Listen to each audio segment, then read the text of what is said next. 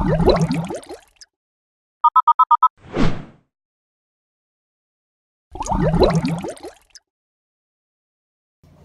up, YouTube? DeCairo here with another episode of the Oscar Tank.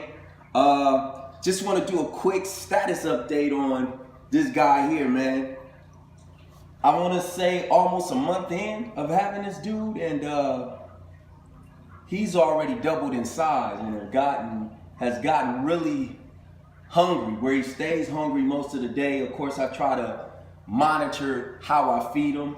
I have been doing some research and finding out that pellets can sometimes cause constipation in fish. I'm not really dealing with that with him, but I have noticed that he's gone from 4 of the small size Hikari Gold cichlid pellets to about 7 or 8, and sometimes some days even 10. So I want to keep him as healthy as I can, doing the weekly water changes, and like I say, just based on the growth and his energy, I can tell that he's healthy. I mean, I'm loving this guy, man. One of the best things about this species of fish for me is just the fact of interaction. I did a water change the other day where I was moving the gravel around and stuff like that, and he's so curious that everywhere my hand goes, of course he's gonna go. And a lot of times I know it's because he's thinking it's food, but then in addition to that, he just shows no fear in the tank. That's a big thing for me because, like I said, with my pets, I like to have interaction. Even if he can't come out of the water, I still want him to feel comfortable like he is right now with just me being around the tank. I did move to feeding him these fish gumdrops, which is a floating food, as you can see here, but it's the brine shrimp. I don't like the bloodworm thing. I did do some research on that, and did also research and just finding out the types of foods that they eat in a while. I'm gonna try to slowly bring in some type of vegetable and fruit for him. But I did try it one time with actually a small piece of apple, and he ate it one time, then he didn't eat it anymore. So I'm gonna do some more research on what types of fruits and vegetables will be great for him. But with these gumdrops here, they're cool, they're frozen, you pop them in and they float at the top of the tank. But one of the things that I don't like is the fact that what he doesn't eat, because once this unthaws in the water, he actually gulps most of it up, and then of course there's a lot of leftovers that's floating in the tank. Sometimes of course he's not gonna come out, the green phantom will come out and get what falls to the bottom. And then sometimes I even catch the green phantom swimming through the tank, which is weird watching him swim, because he swims with that, that little squirmy type swim. But the thing that I hate about the leftovers, of course, is that they float in the tank. Of course, the filters are gonna pick it up or whatever. But I'm kind of trying to debate if I want to get a small type of I'm stuttering, huh?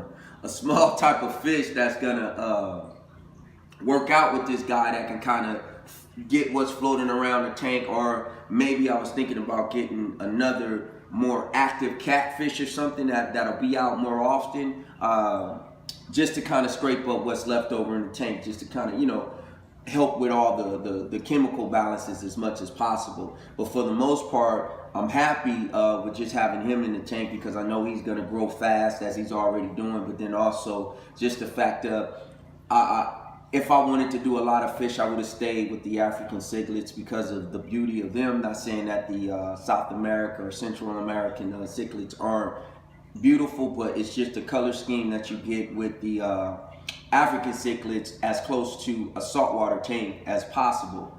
But like I said, I'm satisfied with one. Of course, I don't know, do fish get lonely? He doesn't seem to get lonely. And like I said, the other Oscar that I had in here, I guess they didn't take too well, which is why he deaded that guy. So I don't know, man. I wanna see what how he does, or at least before I add another tank mate, I want to get him to where he owns the tank or feels more comfortable. So once I do add another fish, he's not pumped out of his ring, if that makes sense.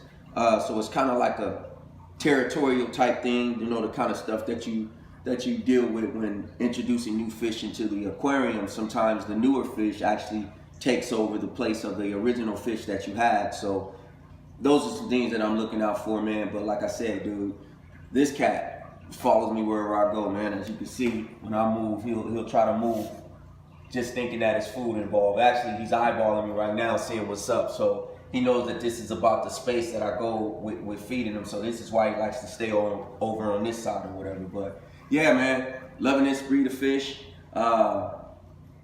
Looking very healthy. Another thing that I want to make sure that I try to avoid as much as possible is that tarnish looking hole in the head situation that comes up a lot that I hear about in these Oscars.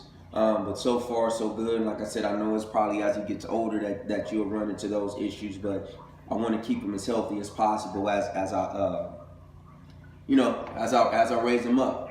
The system that I created for water changes makes it a lot easier to do the water changes. So of course I'm doing water changes at 50%, like I said in my last video. And I enjoy doing them now because it's just so, cut the water on, start it up, let it flow out, then cut the water back on after everything's done and fill the tank back up, put the chemicals in, and that's it, man. And it takes about 20 to 30 minutes, depending on how much water I take out. But for the most part, it's a lot better. Another update, man, this fluval heater is really dope because when I did the water change, like I told you guys, I tried to test the water out by hand. So it was actually crazy how close I was to the temperature that I have the tank set on, which is 78 degrees, which is why you see the green LED if you could see it. But when I did the water change, the water that I hand tested to go back in was at 75 degrees. So like I said, just 3 degrees lower, but I was very close, which I feel good about that. But the dopest part that I liked was the fact that the LED went from green to blue once I cut the heater back on, which was letting me know that the temperature was at 75 below what I have it set to be at the 78 degrees. And of course, glad it wasn't in the red because that means the water would have been hot and probably would have did more harm than good to the fish as opposed to me just dropping down 3 degrees. But again, it's just little stuff that I like about this heater here so far. So good. Another thing that I did notice is that the green phantom, he has a habit of going behind the intake stem in the tank and pushing the filter forward, so it comes out of the suction cup. So I always have to push that back in, and he's funny because, like I said, he doesn't come out, but I so happened to come down here in the middle of the night and saw him squirming behind the intake stem, and yeah, that was funny to me. But like I said, man, I'm enjoying the tank.